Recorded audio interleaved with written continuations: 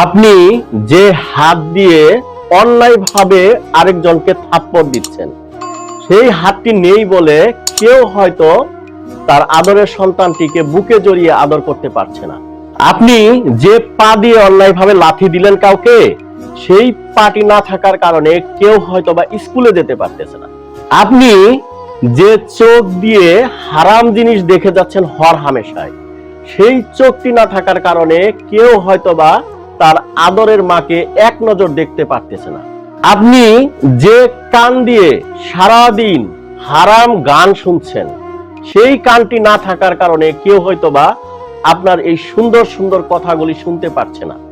আপনি যে ব্রেন বুদ্ধি দিয়ে কাউকে ঠকাবার বা কষ্ট দেওয়ার প্ল্যান প্রোগ্রাম করতেছেন, সেই ব্রেন বুদ্ধি বা মগজ না থাকার কারণে কেউ হয়তোবা পাগলা গারদে পড়ে আছেন বা রাস্তায় উলঙ্গ হয়ে ঘুরছে। আপনি যে মুখ দিয়ে গীবত করছেন বা কাউকে গালি দিচ্ছেন, সেই মুখটি না থাকার কারণে কেউ হয়তোবা তার প্রিয়তম স্ত্রীকে নাম ধরে ডাকতে পারতেছে না। আপনি যে নাক দিয়ে হারাম ঘ্রাণ নেওয়ার জন্য উদ্গ্রীব হয়ে আছেন, সেই নাকটি না থাকার কারণে কেউ হয়তোবা তার সন্তানের দেওয়া উপহার আতরের সুবাস নিতে পারতেছে না।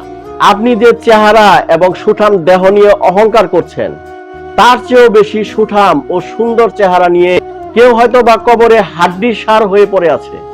আপনি কি একবার ভেবে দেখেছেন, আপনি যে নিয়ামতগুলি পেয়েছেন, সেই নিয়ামতগুলি কেউ হয়তোবা না পেয়ে চোখের পানি এবং নাকের পানি এক করে ফেলেছে? যে আল্লাহ আপনাকে দেওয়া মূল্যবান নিয়ামতগুলি ওই সমস্ত লোকদেরকে দেননি, সেই আল্লাহ কি এখনো পারেন না আপনাকে দেওয়া সেই নিয়ামতগুলি চোখের পলকে ছিনিয়ে নিতে?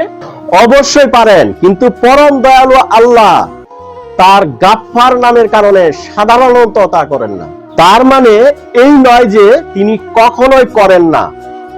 অতীতে করেছেন, বর্তমানে করছেন, ভবিষ্যতেও করবেন, জাস্ট সময়ের ব্যাপার। একটা কথা শুনেননি যে আল্লাহ ছাড় দেন কিন্তু ছেড়ে দেন না? সব সময় মনে রাখবেন, আপনাকে দেওয়া মূল্যবান নিয়ামতগুলি এমন নয় যে এর কোনো ক্ষয় নেই, লয় নেই। এগুলো আপনাকে দেওয়া হয়েছে পরীক্ষার উপকরণ মাত্র। এর কারণ হচ্ছে দুনিয়াটা একটা পরীক্ষার ক্ষেত্র ছাড়া আর কিছুই নয়। আপনার চোখের সামনে তো দেখছেন কত ক্ষমতাবান মানুষ মুহূর্তে লাশ হয়ে গেছে, কত সুন্দর মানুষের হাড় কবরে কঙ্কাল হয়ে পড়ে আছে। আপনাদের কি সালমান শাহর কথা মনে নেই? কতই না সুন্দর করে আল্লাহ তাকে বানিয়েছিলেন, আজ সে কবরে পড়ে আছে। কত টাকাওয়ালা ধন কুবের হাসপাতালের বেডে শুয়ে ধুকে ধুকে শেষ নিঃশ্বাস ত্যাগ করছে।